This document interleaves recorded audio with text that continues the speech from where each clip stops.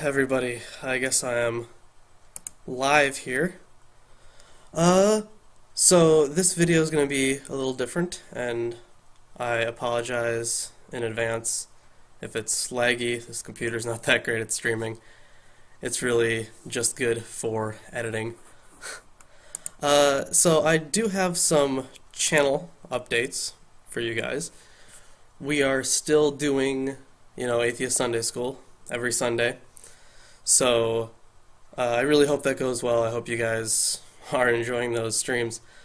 But so Ruben was out of town, so there were no armchair philosophies for like 2-3 weeks now. But we will be continuing those, although those will go down to one a month, and I'll explain why in just a bit.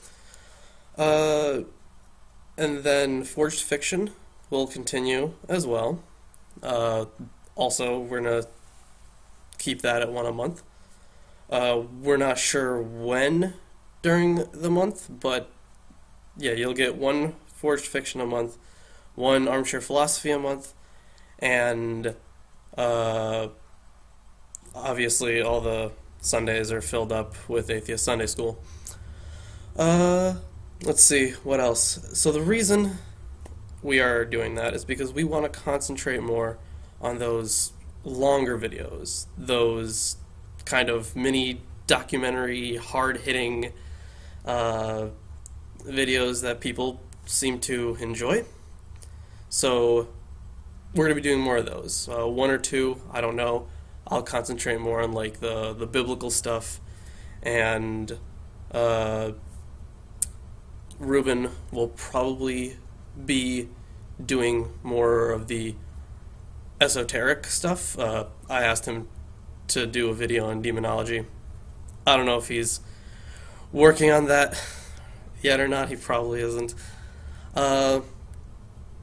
So that's where we're standing right now.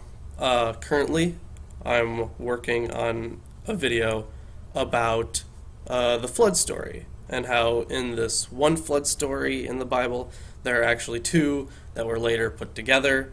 So that's why it has so many doublets or duplications, and that's why it has so many internal contradictions, because two people wrote it and they were later put together. So I am not sure when I'm going to get that video done. I'm almost done with the script, and then editing probably shouldn't take that long, maybe like a day or two. I'll try to finish that script tonight. I'll try to get you guys what in my opinion is going to be a really good video. I'm going to try to get that out to you guys. So that's the updates right now. I am also working on a video on the history of biblical canon. I'm very excited about that, and I needed a lot more resources for something like that, because it was just such a huge topic. I picked up a lot of books on it, and I'm sorry if the audio is kind of fucked up, but I know that will get fixed just as soon as the video processes. The video is still going to be kind of not that great, but the audio will be better if it's not good right now. So, those are the updates, but I decided that, or I'm deciding right now, that I'm going to jump right into this unboxing. So, I got some books in yesterday that I was really excited about, and I already opened them up, but I'm going to open them again just for you guys, because I know how much you guys love unboxing videos. I don't fucking know if you like unboxing videos. Alright. First package. Sounds like a goodie to me. Alright, so there are two books in this one. So, the first one, the much smaller one, is The New Testament Canon. Its Making and Meaning by Harry Y. Gamble. I obviously have not started reading this yet, just got it yesterday, but it's a really short book, and it looks like it's just about the New Testament, so it shouldn't be that bad at all. I can probably read this in like a day or two, so I'm pretty excited to jump into that. I mean, a lot of books are on my reading list, but this looks like a pretty good breakdown of information and how people saw canon, what people thought canon ought to be over the years, so that's good. I'm excited about that. And one that I'm more excited by, kind of strangely, is this more technical one, The Biblical Canon Lists from Early Christianity, Texts and Analysis by Edmund L. Gallagher and John D. Mead. Oxford, apparently. So, this just has all of the, as it says, canon lists, what people throughout the years have called canon, what they had in their canon. And I'm seeing it not pop up there. Here's the full thing. Hopefully you can see that because it didn't show the title before. So this has all the lists that people used as canon and why they used them, and that's pretty cool, I think. So I think I'll definitely incorporate a good amount of the information from this book into that video. And everybody, had their own views. There are as many Christianities as there are people who believe in Christianity, and it was no different in the ancient world. So I'm very excited to hop into that book and hopefully use a lot of stuff. Next.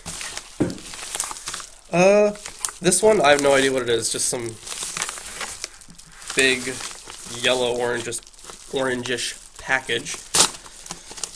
But let's find out what book I got. Ooh, it's a big one. I have no idea which one this is. The Biblical Canon, Its Origin, Transmission, and Authority. Lee Martin MacDonald. There you guys go. Hopefully you won't like the picture. It's kind of blah. The cover is really not that amazing. So the interesting thing about this guy is when I was trying to pick out a book, he's written like 3 or 4 books on just this subject. And he wrote like the first one he wrote was pretty short, and it wasn't as in-depth, so I decided not to get that one. I wanted, yes, manila paper. Thank you. That is, yeah, brain fart. So I decided to go with this one, this much larger, more in-depth one, because I like specifics. I like exhaustive lists of things. So I really hope this will be a big help to this video, because I really want this video to be as good and hopefully better than my video on the history of the Trinity. Yeah, man, there's a lot of stuff in here. Let's read the introduction, or at least, like the first paragraph or something. Some years ago, while I was conducting a Bible study in a church, a layperson asked me a fairly straightforward question that caught me off guard. Why did some ancient books make it into our Bibles and others did not? He also asked how important this question is for Christians today. That's kind of my thought process. I really, whenever I talk to Christians, I ask them, how do they feel about the Bible having known forgeries in it? For example, some of the Pauline letters were not written by Paul, and if you've seen the Forged Fiction series, you would know why. And I always ask them how they feel about that. Usually they don't care. They usually don't give a shit if they're following the rules of people who are already from the get-go lying, which is really interesting to me. But I really I really wonder how important it is for Christians to know, or I guess I should rephrase that. I really wonder if it's important for Christians that their Bible was built upon arguments rather than any divine truth. I mean, the only reason we have any biblical canon today is because everybody had their own thoughts and views on what should be canon and what should be the official story. So yeah, this guy goes over some stuff like the Samaritan Bible, and he probably goes over like Marcion's Bible, which was really just something like the Gospel of Luke with all the Pauline letters that he had access to. So I'm excited to get into this one. Oh yeah, he does go over Marcion, yeah. Not sure how much of that I'll get through, but I will definitely get some great pieces of information from it. And then this final one. How the fuck do I open this one? I guess I'll just rip it open. Yeah, fuck it. There we go. I got it. Don't worry about it. So, I guess while I'm doing this, feel free to drop some questions. Like, I'd love to talk to you guys. I want to know how you guys are all doing.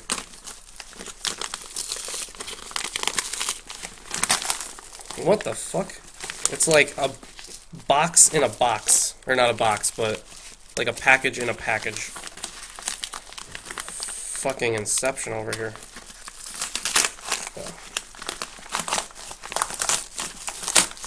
Oh, and if I didn't mention this before, while I was talking about the updates, obviously we're keeping Armchair Philosophy on for one video a month, and Forged Fiction on for one video a month, along with these big, heavy-hitting videos once or twice a month, not sure yet. And then obviously we're still doing the Atheist Sunday Schools every single Sunday. Excuse me.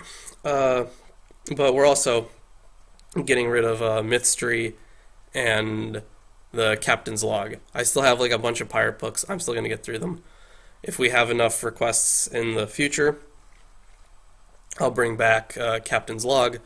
But I don't know if I want to continue doing Mythstery. It stopped being fun a while ago.